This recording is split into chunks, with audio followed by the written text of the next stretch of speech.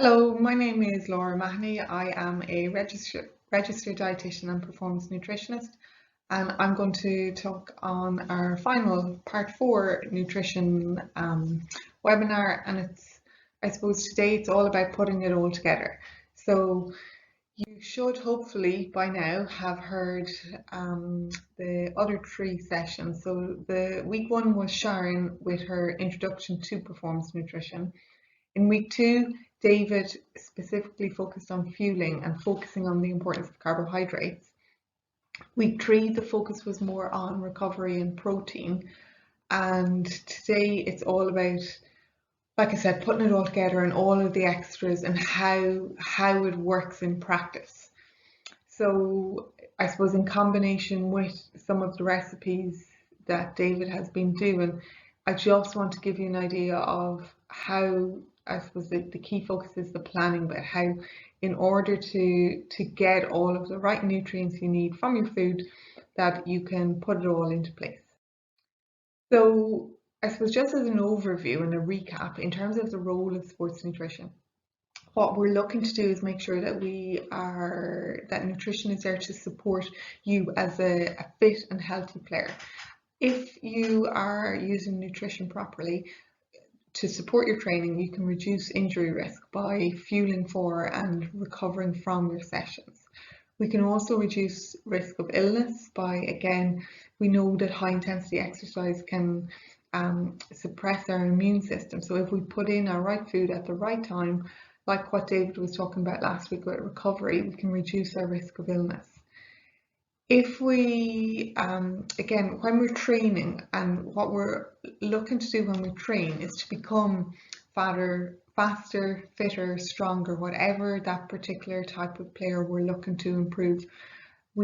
That's why we train. So if we can put our food in at the right time to support our training adaptations, we can become that stronger, faster, fitter player. And then we also are looking to make sure that once it comes to competition day, that we are able to perform on the day. So we have the food, we have our fuel in our tank to make sure that we are fully fueled for however many competitions might land on our door on competition day. So to summarise, from picking bits of what Sharon and David had talked about, and I suppose we all tried to present it in a slightly different way.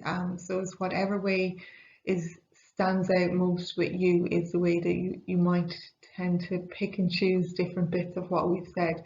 But really, this concept of the go, grow and glow foods is a nice concept to think of your food. So your go foods are going to be your energy containing foods.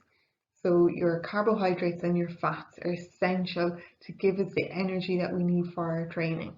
Carbohydrates in particular, because that's I suppose, the most easily used energy system for our muscles. But we can't forget about our fats. So our good fats like our nuts or seeds, our olive oil, our oily fish, they're all essential to make sure that we're getting our fat soluble vitamins, our omega-3, and like I say, the extra energy that we need from our food.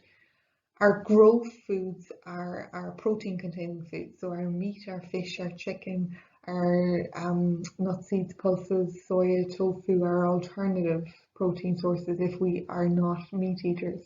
So making sure that we're including them with all of our meals, because again, every time we train, our muscles are constantly being broken down, so we need to put back in the building blocks to make sure they're getting their nutrients for rebuild and repair.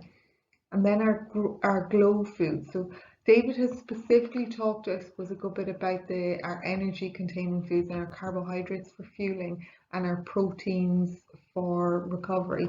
So I want to talk a little bit more, I suppose, about some of those other nutrients that our bodies that are essential for our bodies to make sure we're getting everything that we need. And some of these glow foods you might have heard of our antioxidants. So our antioxidants, so I suppose when we're talking about glow foods, we're looking for as much colour and as much variety on our plates as possible. So all of your brightly coloured fruit and veg, like your berries, your green leafy veg, your carrots, your peppers, all of these are providing what we call antioxidants, which can help our body to protect from cell damage that our exercise causes. So again, every time we exercise, there's processes happening inside our cells. So what we're looking to do is put the right foods in to make sure that these cells are able to repair themselves. So foods like our rich, brightly coloured fruit and veg, our whole grains, our nuts, our olive oils are all really good sources of some of these antioxidants. Along with antioxidants, there's other nutrients that our body will need, and one of these really important ones is iron. The reason why iron is so important is because it transports oxygen around the body. So your muscles need oxygen to be able to efficiently work. So if we're deficient in iron, some of our symptoms of low iron can be fatigue, lacking in energy, tiredness. So all of those are symptoms that we don't want when we're looking to make sure that we're performing well in our sport. Iron also has a key role to play in terms of our immune system. So again, we need to make sure, so some of our richest sources of iron, that's our heme iron, comes from our animal sources, so our meat, fish, chicken, eggs. And we also then have our non-heme, so our non-animal sources of iron, which are in some of our green leafy veg, our fortified cereals, our nuts and seeds. So again, we just need to be mindful that if, and particularly for those who aren't meat eaters, that you need to make sure that you're having as big a variety of foods as possible to make sure you're getting your iron sources, and that we're also aware that there are a couple of foods that can actually hinder iron absorption, and there's some foods that help with iron absorption.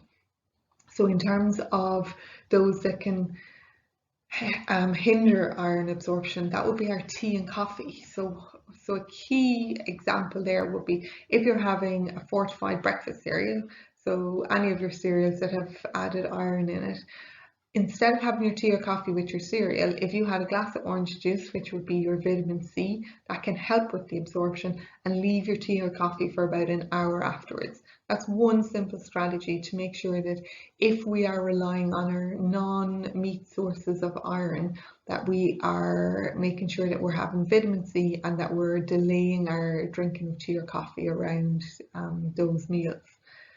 So iron is one example of a nutrient that as sports people is particularly important. And the other one, and Sharon might have touched on this in the first week, but again, I just want to reiterate it because of the importance of calcium, especially for teenage sports people. And the reason why it's so particularly important for teenage sports people is because up until the age of about 18 to 20 is when we have the opportunity to develop our bone strength as much as it's going to be. So in adulthood, all we're doing is maintaining our bone strength, but in our teenage years, that's when you have the opportunity to make your bones as strong as they're going to become over the adult life. So what we want to make sure is that we are having about, for teenagers, we're looking at 5 calcium containing foods per day, which is the same as about 1200 milligrams of caffeine. And again, 1200 milligrams of calcium. And it's really important again to be aware of what foods are good, rich sources of calcium. So our dairy foods are naturally very good sources of calcium. So when I'm talking about dairy sources, I mean our milk, our cheese, our yogurts. If you don't take on board dairy, making sure that your alternative milks or alternative yogurts are fortified with calcium is essential. Some other rich sources of calcium are some of our oily fish, or sardines in particular, are rich in calcium.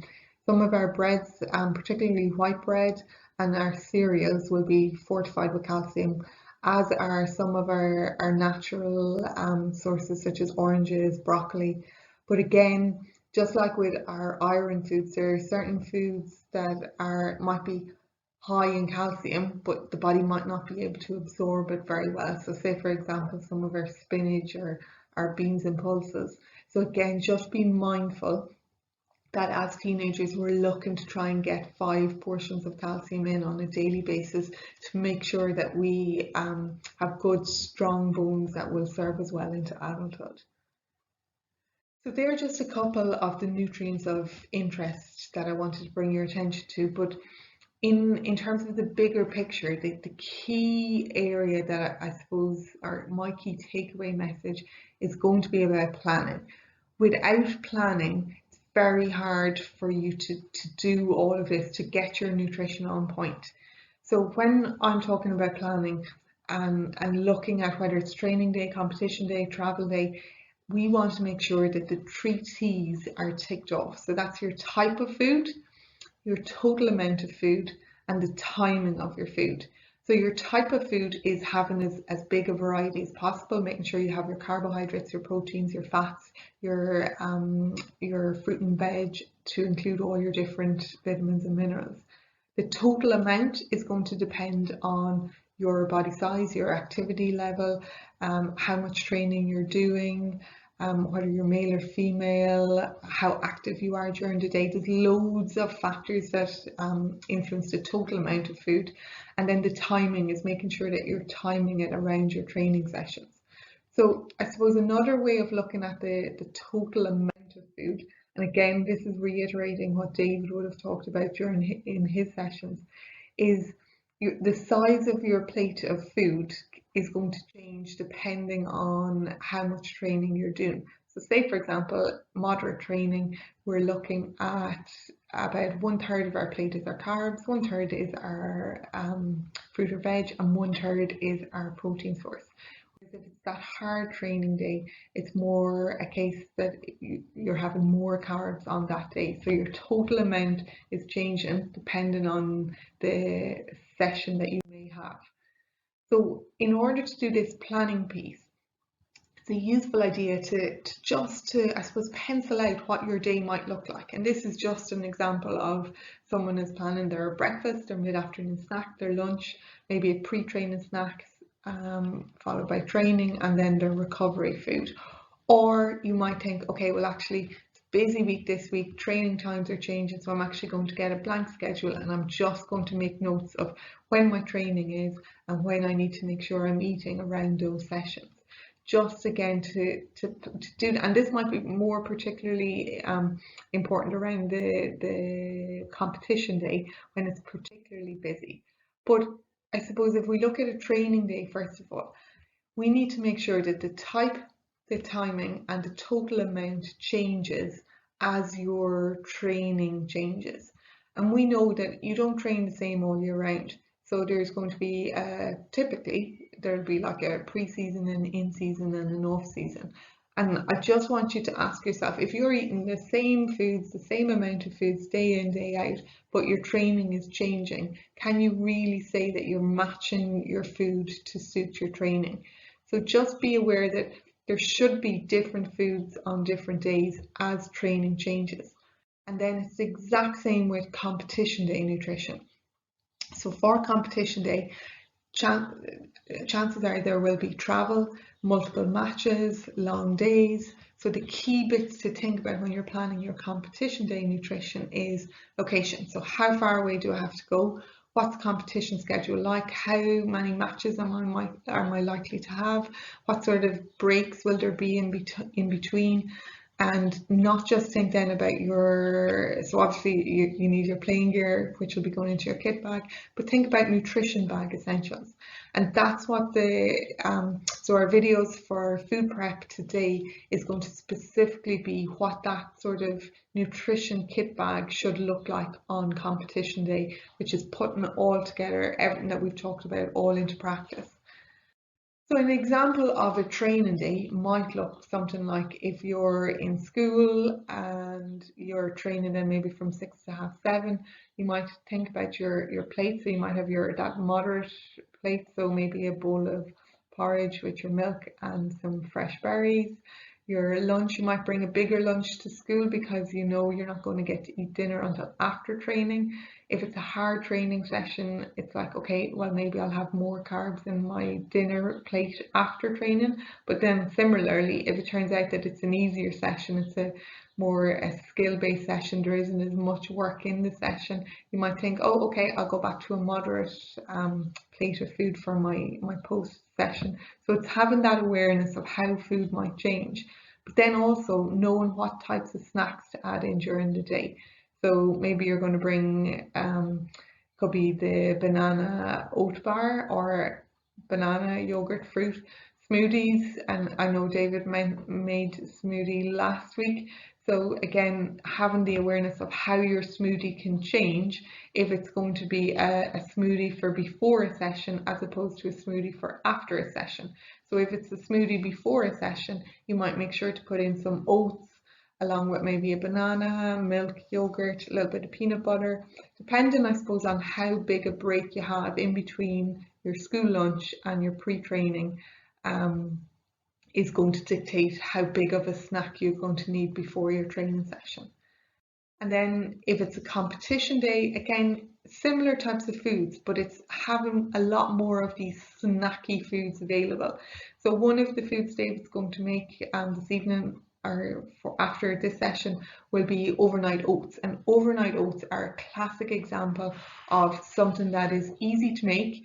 It is there's lots of different flavors, so you can make overnight oats in about 4 or 5 different ways to suit whatever your flavor preference is, and it's probably one of the most used snacks of sports people that I've ever worked with.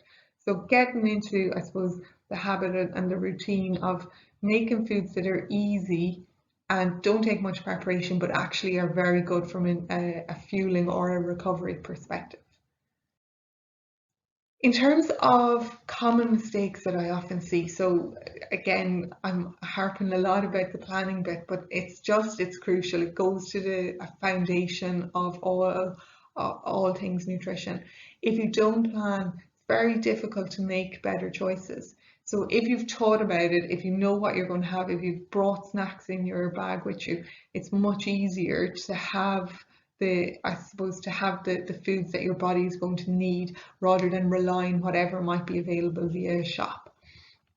Another mistake that we often see is people eliminating a major food group and not thinking about the consequences of it. So say, for example, if you are not eating dairy, for example, making sure then that you are still having all of your calcium containing food groups. So if you're using alternative milks or yogurts, like I said, making sure they're fortified, or if you're not eating meat, making sure that you're having a huge variety of your non-heme sources of iron to make sure you're getting all your iron in. So your beans, your pulses, your lentils, your fortified cereals, your nuts and dried fruit, for example. Underfueling is a big, I suppose, area that we see a lot of it in sports nutrition as well, and especially in teenagers, because you do have such a high energy demand because of growth and development along with sport. So making sure that your body has enough energy available for the training that you're asking it to do. And that would come again back to that planning piece. So adjusting your training, your food upwards on your bigger training days. The all or nothing approach, I suppose, is another area that I come across, and that's where, say for example, someone decides I'm going to cut out chocolate, and they'll cut out chocolate, but then it becomes the only thing they can think about, and they'll end up in a binge of it. So you're probably much better off having a small amount of all of our foods rather than that trying to restrict or cut out a particular food group.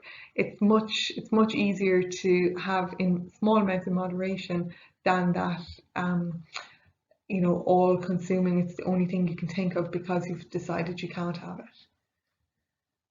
An area that I'd love if everyone took on board was learning how to cook, especially younger athletes, and taking charge of simple snacks and simple recovery items, and everything, I suppose, that all these cooking videos that have been accompanying these videos.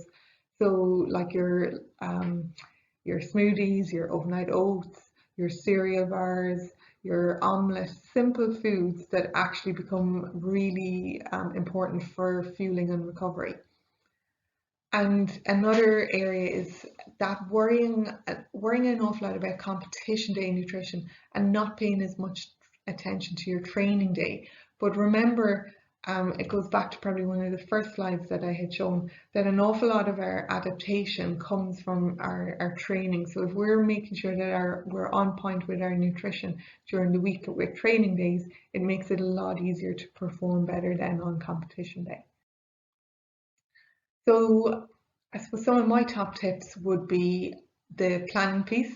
So making sure that you're looking at your schedule and that you're planning the timing, the type and the total amount of food around your training. That you're prioritizing your post-training recovery. So like David had talked about last week, your 4 hours of recovery, your rehydration, your refueling and your rebuilding along with your rest. That you are making sure that you're, remember, sleep is where your body does an awful lot of its recovery. So sleep is an essential part of recovery, and that's where an awful lot of our repair and process is happening. So making sure you're getting good quality and quantity of sleep. And I suppose my last top tip is just to enjoy your food. Remember, yes, food is fuel, but also it's part of our social existence. So making sure that you like what you're eating and that you know that you're eating foods that will support your training. In terms of finding some further information on recipes, so alongside all of David's videos, there is also the GAA Recipe for Success booklet, which is available to download off the GAA website, their Healthy Eating Recipes for Success page. And there's also a couple of new videos being shared recently which accompanies that booklet. So they are a good sort of starting place to go to if you are looking to improve your cooking skills. So I suppose I just wanted to finish up then to leave you with this. You know, it's not something you're going to come up with straight away, but just have a think about what are your key takeaway messages from the nutrition information that you've had over the last 4 weeks, and how can you apply that to yourself? What specifically do you think you're going to do differently, and how that will help with your handball going forward? So on that note, that is me. I just want to thank you for your time listening to this, and I hope you have got something out of these nutrition sessions. So I will hand over to David now and his videos, which are going to be overnight oats and that planning or preparation of food that should be going into your nutrition kit bag for competition day. So thank you. Bye.